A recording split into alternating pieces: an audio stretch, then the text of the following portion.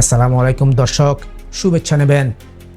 গভীর এক অন্ধকার গলি, যার শেষ প্রান্তে নেই আলো। বছরের পর বছর ধরে কুয়াশার মতো জমে থাকা প্রশ্ন, এই দেশের ভবিষ্যৎ কি আবার সেই পুরনো ভয়ঙ্কর পথে ফিরে যাচ্ছে? দর্শক, আপনি জানেন, মাত্র কিছুদিন আগেও যারা স্বপ্ন দেখাচ্ছিলেন পরিবর্তনের, আজ তারাই স্পষ্টভাবে বলছেন গভীর সংস্কার না হলে স্বৈরাচার আবার ফিরে আসবে। এই কথা যখন বলেন ডক্টর মোহাম্মদ ইউনূস, তখন সেটি কেবল একটি অভিমত নয়, বরং এক ধরনের সতর্কবার্তা। কিন্তু প্রশ্ন হচ্ছে, এই ভয়টা কিসের ইঙ্গিত দিচ্ছেন তিনি? দর্শক, আপনি কি ভাবছেন সব ঠিক আছে? তাহলে হয়তো এই ভিডিও আপনার চোখ খুলে দেবে, কারণ সব কিছু ঠিক নেই। দৃশ্যপট দ্রুত বদলাচ্ছে, এবং সেটি যে কেবল রাজনীতির মঞ্চে নয়, মানবাধিকার রাস্তাতেও রক্ত জমে গেছে। দর্শক, এই ভিডিও পুরোটা দেখবেন কেন? কারণ ডক্টর ইউনূস আসলে কি বললেন, কিসে তিনি ভয় পাচ্ছেন, কি ঘটেছিল গত জুলাইয়ে যা জাতিসংঘ পর্যন্ত নাড়া দিয়ে গেছে, কেন বলা হচ্ছে গভীর সংস্কার না হলে বিচারই হবে না, নির্বাচন হবে বিপর্যয়।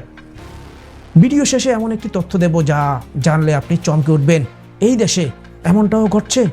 তাই পুরো ভিডিওটা দেখুন, আর এমন আলোচনামূলক বিশ্লেষণ পেতে আমাদের ইউটিউব চ্যানেল সাবস্ক্রাইব করে ফেলুন। ফেসবুক পেজ ফলো করলে পাবেন নিয়মিত এমন আপডেট। চলুন এবার উন্মোচন করি বাস্তবের সেই অদেখা প্রেক্ষাপট। গতকাল জাতীয় সংঘ আয়োজিত এক বিশেষ আলোচনায় ডক্টর মোহাম্মদ ইউনূস বললেন, এটা শুধুই কোনো রাজনৈতিক পালাবদল নয়, প্রয়োজন গভীর সংস্কার, নয়তো সেই স্বৈরাচারী শক্তি ফিরে আসবে যার বিরুদ্ধে এত কিছু করলাম। দর্শক, আপনি জানেন, এই ফিরে আসবে কথাটা শুধু অনুমান নয়, বরং ভেতরে ভেতরে চলা এমন কিছু প্রবণতা আছে যা এরই মধ্যে বিপদ সংকেত দিচ্ছে। চলুন দেখি প্রথম অংশে কি ছিল এই আলোচনায়। প্রথম অংশ, জুলাইয়ের রক্তাক্ত শিক্ষা। জাতিসংঘের প্রতিবেদন বলছে, গত বছরের জুলাই থেকে আগস্ট পর্যন্ত প্রায় 1400 মানুষ প্রাণ হারান। হ্যাঁ, শুনছেন ঠিকই, 1400। আর এসব ঘটনার পেছনে ছিল সুপরিকল্পিত সহিংসতা, যা পুরনো শাসক গোষ্ঠীর উচ্চমহল থেকেই পরিচালিত। ডক্টর ইউনূস বলছেন, এই সহিংসতা ছিল মানবতা বিরোধী অপরাধ। দর্শক, আপনি কি ভাবতে পারেন এত বড় সহিংসতার কথা আমরা কতটা জেনেছি? আমরা কি বুঝতে পেরেছি এসবের পেছনে আসলে কি ছিল? দ্বিতীয় অংশ, কেন এই সংস্কারের ডাক? ডক্টর ইউনূস বলছেন, এটা কেবল মুখে মুখে সংস্কার নয়। তিনি স্পষ্ট বললেন, সেই নির্যাতন, বৈদ্যুতিক চেয়ার, চোখের আড়ালে নির্মম নির্যাতনের ইতিহাস যদি আপনি জানতেন, তাহলে বুঝতেন কেন বলছি এই বীজ আমাদের সমাজের এখনও রয়ে গেছে। এটা কোনো রাজনৈতিক কৌশল নয়, এটা এক ধরনের আত্মদর্শন। এই সমাজ, এই রাষ্ট্র ব্যবস্থা গভীর পরিবর্তন ছাড়া আর যে কোনো নির্বাচন, যে কোনো বিচার ব্যর্থ হবে। তৃতীয় অংশে যাই এবার, রাজনৈতিক ঐক্যমত্য ও ভবিষ্যতের শঙ্কা। তিনি বললেন, প্রয়োজন জাতীয় ঐক্যমত, একটি অন্তর্ভুক্তিমূলক ও অংশগ্রহণমূলক রাজনৈতিক পদ্ধতি ছাড়া কোনো টেকসই রাষ্ট্র গড়ে ওঠে না। তিনি শুধু নির্বাচন নয়, বিচার, এমনকি মানবাধিকার নিশ্চিত করার জন্য আন্তর্জাতিক সহায়তা নেওয়ার কথা বলেন।